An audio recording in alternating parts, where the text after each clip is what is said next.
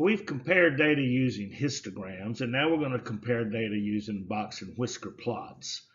And the advantage of using a box and whisker plot, at least with the TI-84 calculator, is you're able to use a comparison on the same graph screen. You don't have to do it twice, I guess, so to speak. But we'll see evidence of that in just a moment, because we're going to move to the calculator. It says the points Vanessa scored per game during junior and senior seasons are shown. And so we have her points per game. I think there's like 20 games in the season. Unlike some of the stuff we do, which is like 30 games during the season. Anyway, use a graphing calculator to construct a box and whisker plot for each set of data, then describe the shape of the distribution. So we're going to move over to the calculator, and we are going to graph a comparison box and whisker plot, and then we'll take a peek at the stat summaries. Obviously, if they're both symmetric, we would use the mean and the standard deviation to compare the data. But if one or both are skewed, we're going to use the 5-number summaries. Well, here I've already entered the data into L1 and L2 for the scoring. I think what's her name, Vanessa. For her junior season, that's L1. Her senior season's L2. I'm not going to do that on this demonstration. Hopefully you've seen enough of that in the past. If not, go consult a previous video where I do actually enter the data. But now I want to go in here to to the stat plot, second y equal. And I want to turn on both plot 1 and plot 2, as well as pick the proper stat plot I want to see, which is a comparison box and whisker. So I'm going to hit enter here for stat plot 1. It's already on. And I'm going to the type, and I'm going over here to the 4th one, which is the box and whisker comparison. And I want my first one to be L1. It's showing L2 right now, so I'm going to change that. I'm going to hit second one, or L1. And now I'm going to go up here to plot 2, and I don't have to get completely out of this. I'm just going up here to the top. I'm going over here to plot 2. And I'm going to turn it on. I'm going to hit enter where it was blinking on. And I'm also going to pick my comparison.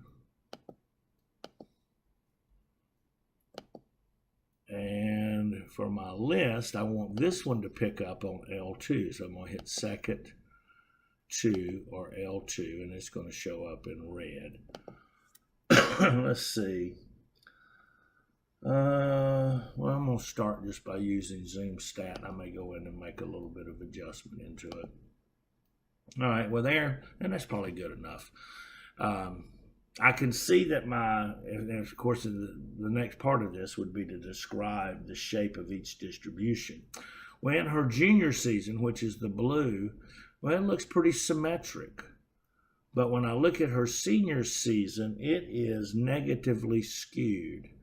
I got a longer tail over here to the left, indicating it's negatively skewed. And so since one of my box and whisker plots is skewed, I'm going to use the 5-number summary to do so. And I'm just going to go in real quick and do this. I didn't do this on the last one. Let's go calc. We're going to go one variable statistic. I want to look at L1 first. So I hit second one. We're going to enter through here. And we've got a minimum of 0. The Q1 is 6. The median is 10. Q3 is 14.5. And the max is 21. And we'll take a little bit closer look at that in just a moment. But I'm going to go in here again and do for one variable stat for L2. I hit second 2 for L2 and enter through. And the minimum was 3, Q1's 15, median's 22, Q3 is 26, and the max is 32. So I'm going to go back over here to the next slide where I've got all this 5-number summary listed, and we'll do a little bit of analysis upon it. Well, since one of those, the senior year was skewed, the junior year was symmetric. We picked the 5-number summaries to analyze our data, and here I have put in the data that we saw when I calculated it on the calculator. And so in her junior year, her minimum was 0 points. She had one game she didn't score. Our senior year was she had a low of 3. Our Q1 is 6 in the junior year, 15 in the senior year.